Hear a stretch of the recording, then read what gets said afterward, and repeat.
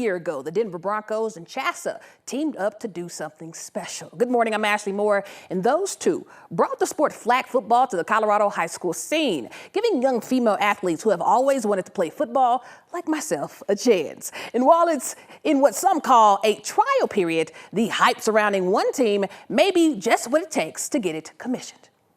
On behalf of the NFL and the Denver Broncos, we're going to present you with 2 tickets to Super Bowl 57.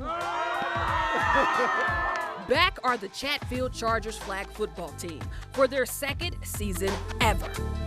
It's insane to see how big it's grown. I mean, just from last year to this year, I mean, I think we tripled in size across the state, as well as, you know, we're holding firm with about 85 girls in our program. Not only are they back, but much bigger and with some extra hardware, winning it all in their inaugural season. I think last year, no one really knew what we were doing. It was all kind of just brand new. But this year, we're getting all new uniforms. I feel like it's becoming more of a Chatfield sport.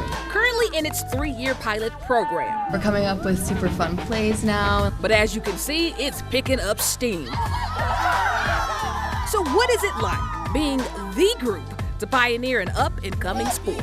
It's definitely scary, but the scary gives it a little bit of a shock factor, and it makes us a better team as individuals and as a team. And you be the judge. Doesn't it look like they're having fun? A lot of times in team environments, it's really hard to get close to one another because high school girls are high school girls.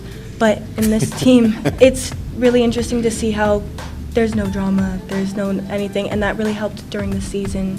Flag football is very new to the area, and it's still not a sanctioned sport. So it's up to teams like Chatfield to create enough buzz to keep it around. So having this as a high school option, I think really helps, especially show the younger girls that they can play this. So those girls seeing someone older playing this sport, I think really gives them the drive to continue to high school sports. If you thought the Friday football fun was over, you thought wrong. One of the biggest games of the season slated for Saturday night, Valor Christian at Regis Jesuit. And before I start, I told y'all I'm looking for the best student section in Colorado, and Regis Jesuit says it's them.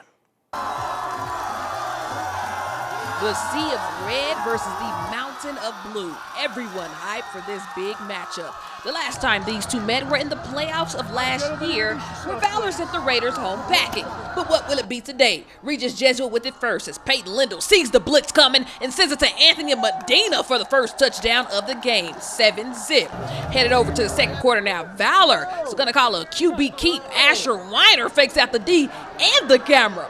But this whole game was back and forth. Lindell dump off to Medina as he strolls down the sideline and into the end zone untouched. He would have all 3 of the Raiders' touchdowns, but Valor stayed on the doorstep. Weiner to Cash Spence, who makes a great grab, and the game is tied at 21.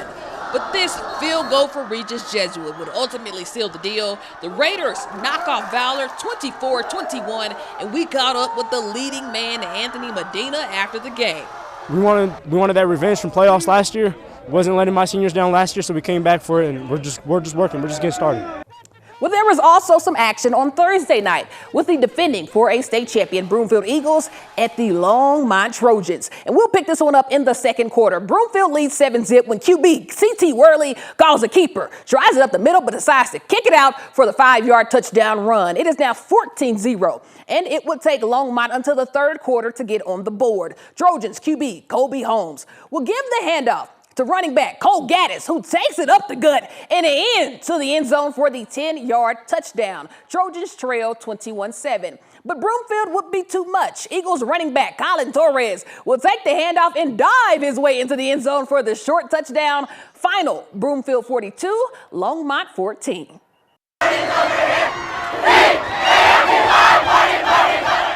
What a great student section to take us into a great play. Holy Family QB Rylan Cooney breaks free out of the pocket and out of those arm tackles. Down the sideline he goes, cuts inside, and is brought down at the 6. 42 yards for the signal caller. But Frederick says, not today, or at least on this play. Sam Chambers erupts off the line and in for a sack on Cooney. Well, let's move to the second half now. Tigers up 7-zip. when it's a handoff to Anthony Scoot, and he scoots outside and in for another Tiger touchdown. Holy Family wins it 28-8.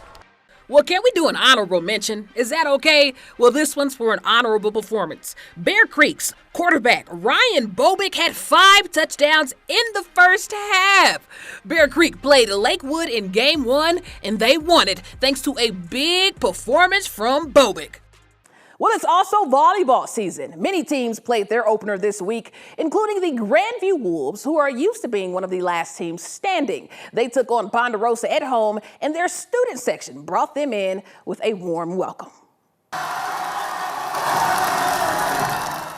Ponderosa looking for a better season than last, and coming into this matchup, so far, so good. Pondo with the serve first, and you know the drill. Bump, set, and it's a Rachel Breyer with the kill. Wolves strike first. A few plays later, this time Emerson DeFerme smacks one right down the line, but how about a rally? You know, on the prep rally. This first set was back and forth until the end. Nice blocks, nice saves, but you want to see some action, don't you?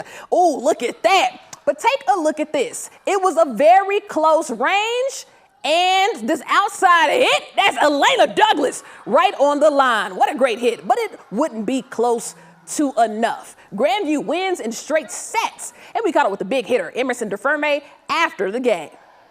It's really exciting. I think that we have a really good group of girls that are really strong, and like we always support each other and we have each other's backs, and so it's just so much fun being back on the court and sweeping our first home game. Well, shout out to Grandview, and that's it for the prep rally. Hey, I'm Ashley Moore. Send us some clips of some of your kids, and hey, maybe we'll see you next time right here on the 9 News Prep Rally.